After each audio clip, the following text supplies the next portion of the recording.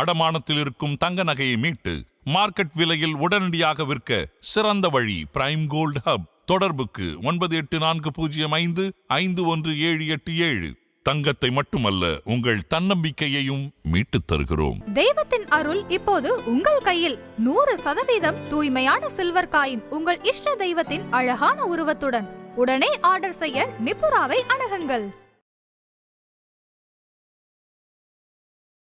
மண்கலம் கவிழ்ந்த போது வைத்து வைத்தடுக்குவார், வெண்கலம் கவிழ்ந்த போது வேணும் என்று பேணுவார், நம் கலம் கவிழ்ந்த போது நாரும் என்று போடுவார், எண் கலந்து நின்ற மாயம் என்ன மாயம் ஈசரே.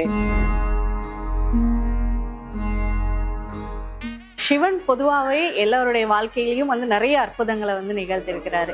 ஏன் உங்களுக்குமே இப்போ அவருடைய சன்னதியில நீங்க இருக்கிறப்போ எப்படி ஒரு கனெக்ட் ஆகுது? நிறைய மாற்றங்கள். நான் நிறைய இடத்துல சொல்லிட்டு இருக்கேன், ஓடி ஓடி பாடினதுக்கு அப்புறம் நான் ஓடி ஓடி பாடிக்கிட்டு இருக்கேன். அவர் மறுபடியும் அவரோட அனுகிரகம் தான். இந்த நேரத்துல வந்து இசையமைப்பாளர் ஜிப்ரான் அவர்களுக்கும் நான் நன்றி தெரிவிச்சுக்கிறேன். அவர் தான் இந்த பாட்டு எனக்கு கொடுத்தது. சார், ஏற்கனவே சிவபாக்கியர் பாடல் வந்து பட்டி தொட்டி எங்கும் பிரமிப்பா போயிட்டு இருக்கு. சரி, இப்போ அவருடைய மகனான முருகருடைய பாடல் வேல்மாறலும் வந்து பாடி இருக்கிறீங்க. அது எப்படி இருந்தது? வேல்மாறல் வந்து அது ஒரு மாதிரி, அதுவும் பயங்கரமான புல்லரிப்பு அனுபவம் தான். ரெக்கார்டிங்ல கூட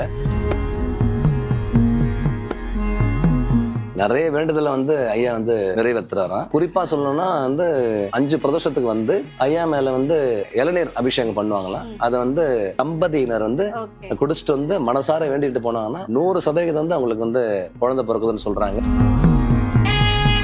ரொம்ப சந்தோஷமான விஷயம் என்னன்னா, சிவபாக்கியர் நான் பாடினது வந்து கந்தசஷ்டி கவசம், சுப்ரபாதம், எஸ்பிபி சார் பாடின சிவன் பாடல்கள். அந்த வரிசையில வந்து காலை பொழுதுல வந்து நிறைய வீட்டுல வந்து நான் பாடின ஓடி ஓடி பாட்டும் கேட்குதுன்னு போது, போன ஜென்மத்துல வந்து நான் பண்ண புண்ணியம் தான் அது.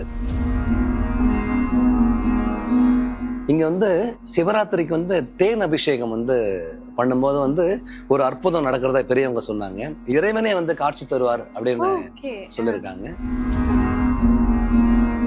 ஓம் நம சிவாய ஓம் ஓம் நம சிவாய ஓம் நம சிவாய ஓம் ஓம் நம சிவாய ஓம் நம சிவாய ஓம் ஓம் நம சிவாய ஓம் நம சிவாய ஓம் ஓம் நம சிவாய. அதன் ஆன்மீகம் நேயர்களுக்கு வணக்கம். நான் உங்கள் விஜய் பிரியா. ஒவ்வொரு நாளும் நம்ம ஆன்மீகம் அப்படிங்கிற விஷயங்கள், பல்வேறு தகவல்கள் வந்து நம்ம தொடர்ந்து கொடுத்துட்டு இருக்கிறோம். இன்னைக்கு நம்ம யாரை சந்திக்க வந்திருக்கோம் அப்படின்னு பாத்தீங்கன்னா, இவருடைய பாடல் தான் இப்ப பட்டி தொட்டி எங்கும் வந்து ஒழிச்சிட்டு இருக்கு. சிவபாக்கியர் எழுதின அந்த ஓடி ஓடி உட்கலந்த ஜோதியை பாடல் வந்து இப்ப இவர் பாடும்போது கேட்கிறவங்க கேட்காதவங்க யாருமே கிடையாது. எல்லாரும் இப்போ வரைக்கும் ரிப்பீட் மோட்ல போட்டு கேட்டுட்டு தான் இருக்கிறீங்க. அவர் பிறந்த ஊரு திருவெற்றியூர். அங்க அவருக்கு ஏற்பட்ட ஆன்மீக அனுபவங்களை தான் இந்த நிகழ்ச்சியில பகிர்ந்துக்க போறாங்க. வாங்க பேசலாம். வணக்கம் சார். வணக்கம். வணக்கம். எப்படி இருக்கிறீங்க? ரொம்ப நல்லா இருக்கேன், மகிழ்ச்சியா இருக்கேன். எல்லாம் ஈசன் போட்ட பிச்சை. கண்டிப்பாக சார். சார், நம்ம ஏற்கனவே இந்த பாடல் ரிலீஸ்க்கு முன்னாடியே வந்து நம்ம இன்டர்வியூ எடுத்திருந்தோம். அதற்கப்புறமா வந்து நம்ம நிறைய விஷயங்கள் சந்திக்கணும், பேசணும் அப்படின்னு நினைக்கிறப்போ அப்படியே நாட்கள் வந்து ஓடிடுச்சு. நிறைய விஷயங்கள் நடந்துருச்சு உங்களுடைய வாழ்க்கையிலயும். உங்க ஊரு திருவெற்றியூர் எப்படி இருக்கு? இப்போ பல வருடங்கள் கழிச்சு இப்ப நீங்க வந்திருக்கீங்க அப்படின்னு சொல்றீங்க. இங்க உங்களுக்கு ஏற்பட்ட ஆன்மீக அனுபவங்கள் பத்தி சார். நிச்சயமா. நான் வந்து சென்னை திருவொற்றியூர்ல வளர்ந்த பையன் நானு. நம்ம இப்ப எண்ணூர்ல இருக்கோம், காமராஜ் நகர்ல. இங்க இருந்து கிட்டத்தட்ட ஒரு 10 கிலோமீட்டர்ல வந்துரும். நீங்க எண்ணூர்ல நம்ம வந்து காமராஜ் நகர்ல வந்து சிவன் கோயில்ல வீடியோ பண்ண போறோம்னு சொன்ன உடனே நான் ரொம்ப சந்தோஷமாயிட்டேன். ரொம்ப சந்தோஷமா இருக்கு.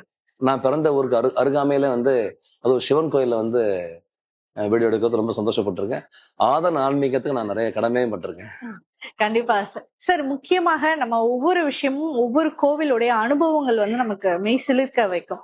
அதுவும் இல்லாம ஒவ்வொரு கோவிலுடைய வரலாறுகள் வந்து கேட்க வந்து நம்ம பக்கத்திலேயே தான் இருக்கு, இந்த கோவிலுக்கு இப்படி ஒரு வரலாறு இருக்கா அப்படின்னு நம்ம நிறைய பேருக்கு தெரியாம இருக்கும். இந்த கோவிலுடைய வரலாறு பத்தி சொல்ல முடியுமா? இது வந்து பாத்தீங்கன்னா, ஐயா ஆவுடையப்பன் மீனவ சகோதரர் வந்து மீன் பிடிக்க கடலுக்கு போயிருக்காரு. அவரோட வலையில வந்து இந்த ஐயா வந்து கிடைச்சிருக்காரு. ஒரு முக்கியமான தகவல் என்னன்னா, ஐயாவோட உடம்பு மேல, தலைக்கு மேல போற மாதிரி ஒரு சர்பம் என் கண்ணால பார்த்தேன். அப்புறம் உடம்ப சுத்தி ஒரு சர்பம் இருக்கிற மாதிரி பார்த்தேன். கடைசியில அவரோட காலு கீழே ஒரு சர்பம் இருக்கிற மாதிரி நான் பார்த்தேன். அபிஷேகம் பண்றதுலாம் வந்து அந்த சர்பத்தோட காலு கீழே வந்து போற மாதிரி அமைஞ்சிருக்கு. இது வந்து இறையருள்னு சொல்லாம நம்ம என்ன சொல்ல முடியும்? இறைவனே வந்து இங்க உட்கார்ந்துட்டு இருக்காரு. ஓகே. சோ இது வந்து கடல் ஒரு மீனவருக்கு கிடைச்ச ஒரு சிலை அப்படின்னு சொல்லிருந்தீங்க. இப்ப இது கிடைச்சதுக்கு அப்புறம் இங்க கொண்டு வந்து இங்க எப்படி வச்சாங்க? அதனுடைய வரலாறுகள் ஏதாவது? நிச்சயமா. ஒரு 20 வருஷத்துக்கு முன்னாடி மீனவ சகோதரரோட வலையில கிடைச்சிட்டு இங்க ஸ்ரீ பால் முனீஸ்வரன் இருக்காரு. அங்கிருந்து வந்து இந்த கோயில் வந்து ரொம்ப பள்ளமா இருந்ததா. எல்லா பெரியவர்களும் ஊர் பொதுமக்களும் சேர்ந்துதான் வந்து எல்லாரோட பங்களிப்பும் இருக்கான். அது கொஞ்சம் கொஞ்சமா மேடு ஏத்தி ஸ்ரீ ஐயப்பன் இருக்காரு இங்க. அவர் இருக்கிற இடத்துல தான் வந்து ஆவுடையப்பன் ஐயா வச்சிருந்தாங்க. இப்ப வந்து ஐயா இங்க இருக்காரு. ரொம்ப சந்தோஷமா இருக்கு. Okay sir. பொதுவா நம்ம வந்து ஏதாவது ஒரு கோவில் வந்து போவோம் அப்படின்னா இந்த கோவில்ல என்ன ஸ்பெஷல், என்ன வேண்டுதல்கள் வந்து இங்க முக்கியமாக வைக்கிறாங்க, என்ன மாதிரியான பக்தர்கள் வந்து இங்க வராங்க அப்படிங்கிற ஒரு விஷயம் இருக்குல்ல சார். சோ இங்க மக்கள் என்ன மாதிரியான வேண்டுதல்கள் வந்து நிறைய வேண்டுதலை வந்து ஐயா வந்து நிறைவேற்றுறாராம். குறிப்பா சொல்லணும்னா வந்து பிரதோஷத்துக்கு அன்னைக்கு வந்து ஒரு 5 பிரதோஷத்துக்கு வந்து ஐயா மேல வந்து இளநீர் அபிஷேகம் பண்ணுவாங்களாம். அதை வந்து தம்பதியினர் வந்து குடிச்சிட்டு வந்து மனசார வேண்டிட்டு போனாங்கன்னா 100% வந்து அவங்களுக்கு வந்து குழந்தை பிறக்குதுன்னு சொல்றாங்க. நிறைய பேர் வந்து வேண்டிக்கிட்டு சக்சஸ் ஆயிட்டு துலாபாரத்துல வந்து அவங்க காணிக்கை செலுத்துறதா வேண்டுவாங்களே, அது நிறைய நடக்குது இங்க. நிறைய அற்புதம் இந்த மாதிரி நிறைய பண்ணிட்டு இருக்காரு, 1-2 இல்ல. ஓகே, கண்டிப்பா. சோ சிவன் பொதுவாவே எல்லாருடைய வாழ்க்கையிலயும் வந்து நிறைய அற்புதங்களை வந்து நிகழ்த்திருக்கிறாரு. ஏன் உங்களுக்குமே வந்து ஒரு அற்புதத்தை நிகழ்த்திருக்காரு. சோ இப்போ அவருடைய சன்னதியில நீங்க இருக்கிறப்போ எப்படி ஒரு கனெக்ட் ஆகுது? என்ன மாதிரியான விஷயங்கள்லாம் உங்களுக்கு தோணுது? நிறைய மாற்றங்கள். நான் நிறைய இடத்துல சொல்லிட்டு இருக்கேன். ஓடி ஓடி பாடினதுக்கு அப்புறம் நான் ஓடி ஓடி பாடிக்கிட்டு இருக்கேன். அவரை மறுபடியும் அவரோட அனுகிரகம் தான். இந்த நேரத்துல வந்து இசையமைப்பாளர் ஜிப்ரான் அவர்களுக்கும் நான் நன்றி தெரிவிச்சுக்கிறேன். அவர் தான் இந்த பாட்டு எனக்கு கொடுத்தது. நிறைய ஆன்மீக பெரியவங்க லண்டன் காலு, மலேசியா, சிங்கப்பூர், US காலு, நிறைய என்னோட சோசியல் மீடியால வந்து இன்ஸ்டாகிராம் ஃபாலோ பண்ணி உங்ககிட்ட நாங்க பேசணும், நிறைய நான் எங்க கோயிலுக்கு வாங்க, நிறைய தமிழ்நாட்டுல இருந்து நிறைய கோயில் வந்து போன் பண்றாங்க. எங்க கோயிலுக்கு வந்து நீங்க இசை நிகழ்ச்சி பண்ணி தரணும், எங்க கோயில் சிவன் இருக்காரு, அவருக்கு வரலாறு இருக்கும் இல்லையா, அவரை பத்தி நீங்க பாடணும், நாங்க ரொம்ப சந்தோஷப்படுவோம், ஐயா நான் தான் ரொம்ப சந்தோஷப்படுவோம் அப்படின்னு பேசிட்டு இருக்கேன். நிறைய சிவன் பாடல்கள் போயிட்டு இருக்கு. ரொம்ப சந்தோஷமா இருக்கு. எப்படி இருந்தனா இப்படி ஆயிட்டேன்னு விவேக் சாரோட டைலாக் இருக்கும். அது வந்து எனக்கு வந்து நிச்சயமா வந்து சிவன் போட்ட ஒரு அருள் தான் அது. நம்ம உண்மையா உழைச்சிட்டு இருந்தா சரஸ்வதியும் கடவுளும் ஈசனும் வந்து நம்மளை பார்ப்பாங்க. என்னோட குருநாதர் சொல்லுவார், நீ எதை பத்தியும் கவலைப்படாதடா, நீ பாட்டுக்கு நீ கத்துக்கிட்டத பண்ணிட்டு மனசார பண்ணிட்டு போயிட்டே இரு, ஒரு நாள் வந்து அந்த இறைவன் உன்னை பார்ப்பான்னு சொன்னாரு. அது நடந்துட்டு இருக்கு. ரொம்ப சந்தோஷம். பொதுவாக எப்பயுமே நமக்கு ஒரு மிகப்பெரிய ஒரு இன்சிடென்ட் நடக்கும் போது அதற்கு முன்பகுதி பின்பகுதி அப்படிங்கறத நம்ம பிரிச்சு பார்க்க முடியும். அப்படி இந்த சிவவாக்கியர் பாடல் வந்து நீங்க முன்னாடி நமக்காக இன்டர்வியூ கொடுத்தீங்க. அப்போ உங்களுடைய லைஃப் ஸ்டைல் வந்து எப்படி இருந்தது, என்ன மாதிரியான விஷயங்களை வந்து நீங்க சந்திச்சீங்க, இந்த வாய்ப்பு எப்படி கிடைச்சது அப்படிங்கிறது. இப்போ பட்டி தொட்டி எங்கோ எல்லா இடத்துலயும் இந்த பாடல் ஒழிச்சிட்டு இருக்கு. இந்த பாடலுக்கு அப்புறமா வந்து பாத்தீங்கன்னா நிறைய பேர் வந்து கோல்டு தேவராஜ் ஓடி ஓடி பாடல் பாடினவரு அப்படின்னு இப்போ வரைக்கும் அந்த ஒரு நேம் வந்து ரெஜிஸ்டர் ஆயிருக்கு. இப்போ எப்படி இருக்கு சார் அந்த ஒரு? ரொம்ப சந்தோஷமா இருக்கு. நிறைய வந்து அப்ப சொன்ன மாதிரிதான் பெரியவங்க வந்து பிளஸ் பண்றாங்க, பக்கத்து வீட்டுக்காரங்களாம் வந்து பேசுறாங்க. ஜெனரலா வந்து ஒரு நிகழ்ச்சிக்கு போறோம், ஒரு குடும்பமா வராங்க, ஒரு கோயிலுக்கே போனோம்னு வச்சுக்கோங்களேன், கோல்டு தேவராஜ் போறாருன்னு சொல்லிட்டு ஃபேமிலியா வந்து செல்ஃபி எடுத்துக்கிறது, கொஞ்ச நேரம் பேசுறது, அதெல்லாம் ரொம்ப சந்தோஷமா இருக்கு. நான் எத்தனையோ பாட்டு வந்து சினிமால பாடியிருக்கேன். இண்டஸ்ட்ரியில வந்து ஓரளவுக்கு தெரியும் கோல்டு தேவராஜன். ஆனா இந்த ஒரு பாட்டு மூலமா வந்து உலகம் ஃபுல்லா நான் போய் சேர்ந்திருக்கேன்னு சொல்லும்போது எல்லா புகழும் ஈஸ்வரிக்கே. கண்டிப்பா சார். நம்ம இப்ப எண்ணூர்ல இருக்கோம். திருவெற்றியூர் வந்து நீங்க பிறந்து வளர்ந்த இடம். நிறைய விஷயங்கள், நிறைய உங்களுடைய வாழ்க்கையில ஆன்மீக அற்புதங்களை வந்து நிகழ்த்திருக்கு அப்படின்னு சொல்லி, குறிப்பா வந்து நிறைய கோவில்கள் வந்து இங்க வந்து எனக்கு ரொம்ப முக்கியம் வாய்ந்ததாக இருக்கு அப்படின்னு சொல்லியிருந்தீங்க. அதை பத்தின விஷயங்கள் சொல்ல முடியும்? நான் சென்னை திருவொற்றியூர்ல பிறந்த பையன் அப்பயே சொல்லியிருந்தேன். அங்க வடிவுடையம்மன் கோயில், அதுக்கு பின்னாடி சிவன் கோயில் இருக்கும், அங்க போய் தேவாரம் எல்லாம் பாடுவேன். பட்டினத்தார் கோயில் இருக்கு, பட்டினத்தார் அவர்கள் வந்து முக்தி அடைந்த ஓகே. ஒரு இடம் ஆமா. திருவொற்றியூர். குழந்தைங்களை விளையாடிட்டு இருந்தாங்களாம்.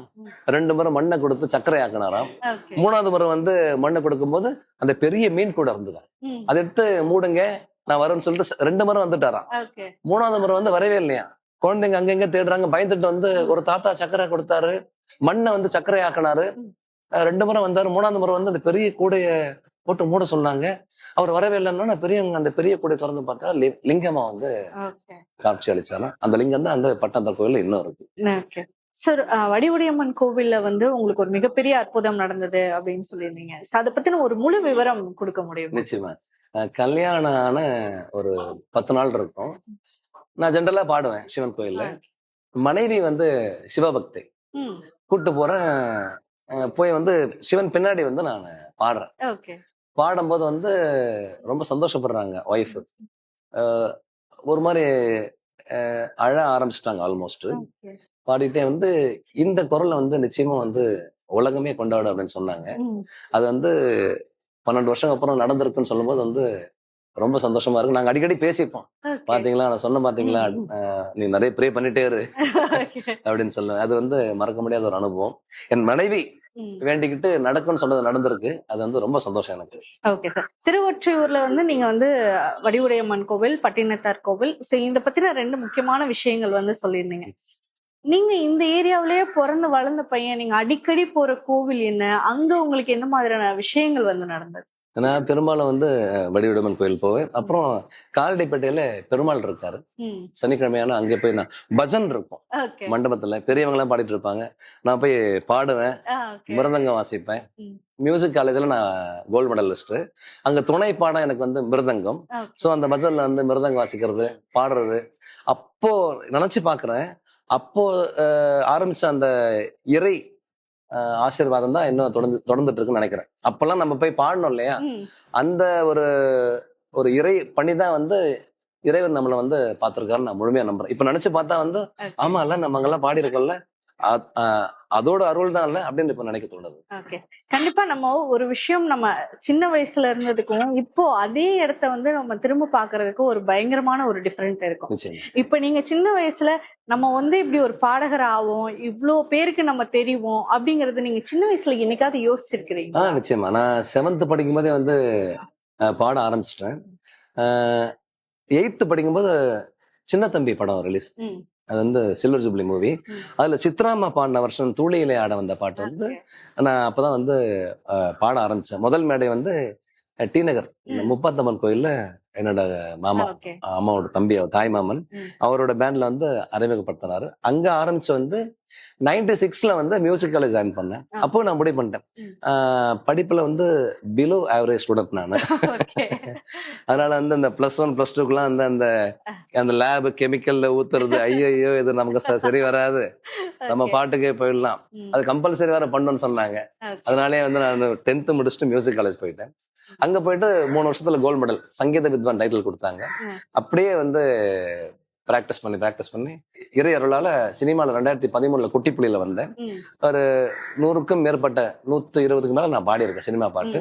சார், நீங்க இந்த ஏரியாவிலே பிறந்து வளர்ந்த பையன், சோ அதே இடத்துக்கு ஒரு மிகப்பெரிய செலிபிரிட்டியா வந்து திரும்பவும் வந்திருக்கிறீங்க. இந்த அனுபவம் எப்படி இருக்கு? செலிபிரிட்டி அப்படின்லாம் சொல்லாதீங்க, நான் ஈசனோட செல்ல புள்ள.